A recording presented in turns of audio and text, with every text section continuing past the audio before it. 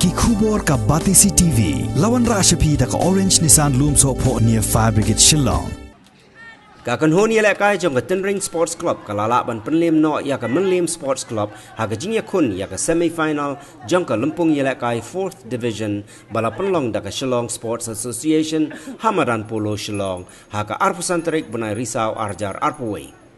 Kajing yakun apa deng kini ki artli ki kin honi elak kai kalalong ka bayak hat bha nadu ka kelas step bat haka kelamin tad hadu banda poi hadu uput ba kini shoot da ka tie breaker khnang ban rai ka nam job bat ka nam rem